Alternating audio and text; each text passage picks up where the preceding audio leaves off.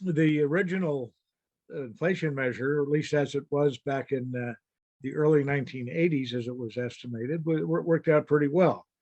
Um, the problem was, and in fact, it was just about 42 years ago, coming into, say, 1980, you had a very high rate of consumer price index, up around 12% year over year. And that worked its way into the cost of living adjustment for Social Security.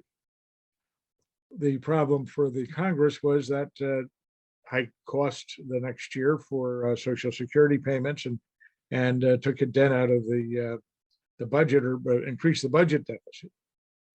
And what they started to consider, and in fact what they did within the next year or so, was to recalculate, reformulate the consumer price index to reduce it, so that it would give you a lower cost of living adjustment for purposes of calculating the CPI for cost of living adjustments on Social Security.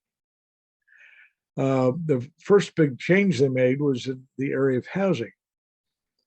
Consider that you have your housing costs with your heating and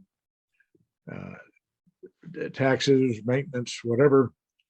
The government, instead of breaking it all out, decided they'd translate that into what they call a consumer's equivalent rent, a homeowner's equivalent rent. What you would pay yourself to rent your house from yourself, and then that was the measure. And then the actual inflation number was, as the government would estimate it, how much you would increase the rent on the house to yourself month to month, which is nonsense. I mean, just the numbers were heavily gimmicked, and it knocked, at the time, I think it knocked about 1.5 percentage points off the entire aggregate CPI index. They made other changes over time. Another component, it helps to understand a little bit what was behind the concept here of the consumer price index. As they defined the CPI, abbreviation for the consumer price index, was a measure of the cost of living of maintaining a constant standard of living. Okay, that sounds fair enough, and that's what people bought when they said, okay, yep, I'll go along with that, and I'll take that kind of an adjustment on my Social Security payment. Well, they didn't maintain the constant standard of living concept too long. As Alan Greenspan later argued it, if steak gets too expensive, people will buy more chicken. And that's true.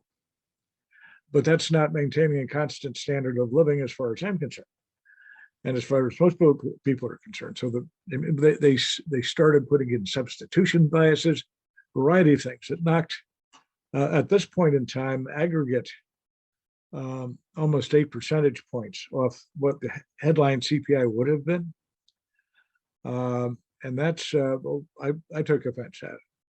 It was not the deal that the government had made with the American people. And I published economic statistics, and I wanted people to have as good a measure of what was happening as possible. So the government is open about what they did. They estimated how much it would change the CPI when they made those changes. So I just reverse engineered that. And in terms of where things would stand today, this is based on the headline CPI, and this is pretty high. In fact, it's higher. It's the highest. We've had a streak of high year-over-year inflation the last several months, the peak so far, and it's going to go higher from where it is now. It was 9.1% back in June. That's the government's number, and that's the highest since back before when they changed the CPI. If they were reliving the world as it was then, they might look to recalculate the CPI to bring it down again because it's getting too high. I think that resulted in a headline cost of living adjustment around 8.7% or such. But that was just the latest monthly one was 8.2% year over year. My estimate is 16.4%.